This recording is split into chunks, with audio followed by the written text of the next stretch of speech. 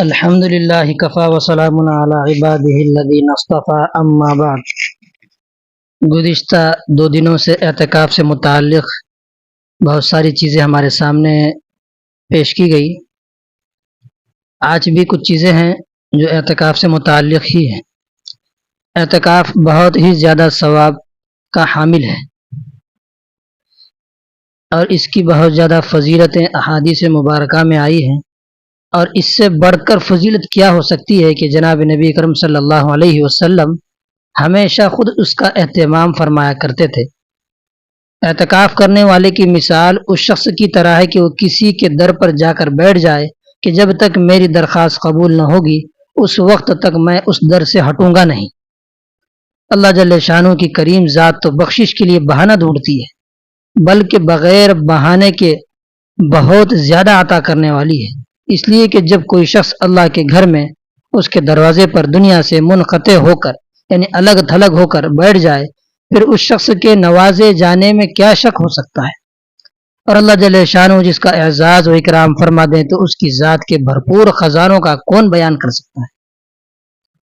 علامہ ابن قیم رحمۃ اللہ علیہ فرماتے ہیں کہ اعتکاف سے مقصود اور اس کی روح دل کو اللہ کی پاک ذات کے ساتھ وابستہ کر لینا ہے کہ سب طرف سے ہٹ کر اسی کے ساتھ جمع ہو جائے اور ساری مشغولیوں کے بدلے میں اسی کی پاک ذات کی طرف متوجہ ہو جائے، اور اس کے غیر کی طرف سے بالکل الگ ہو کر اس میں لگ جائے کہ خیالات تفکرات سب کی جگہ اس کا پاک ذکر ہو، اس کی محبت سما جاوے، حتیٰ کہ مخلوق کے ساتھ انس کے بدلے اللہ کے ساتھ انس پیدا ہو جائے۔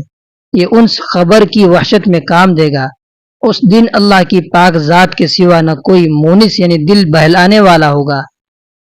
اگر دل اس کے ساتھ مانوس ہو چکا ہوگا تو کس قدر لذت سے وقت گزرے گا۔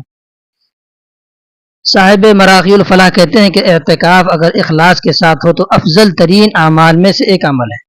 اس کی خصوصیتیں گنتی اور شمار سے خارج ہیں کہ اس میں اپنے دل کو دنیا و ما فیہا سے الگ کر لینا ہے اور اپنے نفس کو اللہ کے سپرد کر دینا اور اپنے آقا کے چوکٹ پر پڑ جانا ہے۔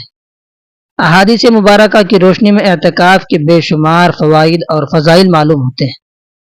مختصر طور پر کچھ چیزیں ذکر کی جاتی ہیں کہ اعتکاف میں در حقیقت ہر وقت عبادت میں مشغولی ہے کہ آدمی ہر وقت عبادت میں شمار رہتا ہے، اللہ کے ساتھ بندے کا قرب بڑھتا رہتا ہے۔ اعتکاف میں اللہ کے گھر پڑ جانا ہے اور کریم میزبان ہمیشہ گھر آنے والوں کا اکرام کرتا ہی ہے۔ معتکف اللہ کے ساتھ اللہ کے قلعے میں محفوظ ہوتا ہے، یعنی دشمن شیطان کے شر سے اور اس کی رسائی وہاں تک ممکن نہیں ہے۔ شیطان سے حفاظت کا بہترین ذریعہ ہے، اللہ تعالیٰ کی رضامندی کی ضمانت ہے۔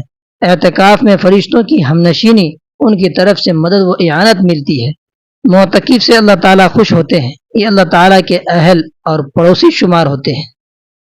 اس کے علاوہ بہت سارے اور بھی فضائل ہیں۔ نبی علیہ السلام کی عادت کریمہ یہ تھی کہ رمضان کے آخر عشرے میں اعتکاف فرماتے تھے۔ جب رمضان کا آخر عشرہ آتا تو آپ علیہ السلام کے لیے مسجد نبوی میں ایک جگہ خاص کی جاتی، خیمہ لگایا جاتا، اور آپ علیہ السلام 20ویں تاریخ کو وہاں پر چلے جاتے اور عید کا چاند دیکھ کر وہاں سے باہر تشریف لاتے، اور آپ کی ہر چیز، آپ کی ہر ضرورت، کھانا پینا اٹھنا بیٹھنا اسی جگہ پر ہوتا۔ ازواج مطہرات میں سے جن کو آپ علیہ السلام کی زیارت مقصود ہوتی وہ آپ علیہ السلام کے پاس تشریف لاتی، وہاں پہ کچھ دیر بیٹھتی اور پھر وہاں سے تشریف لے جاتی۔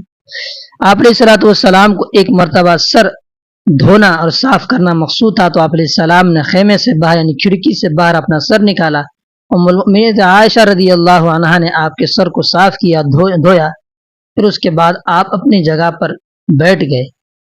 اس طریقے سے بہت سارے احادیث ہیں جن میں اعتکاف کی فضائل اور فضیلتیں وارد ہوئی ہیں۔ امید ہے کہ یہ چیزیں ہم تمام کے سمجھ میں آ گئی ہوں گی۔ اللہ تعالیٰ مجھے بھی اس اہم سنت پر عمل کرنے کی توفیق عطا فرمائے۔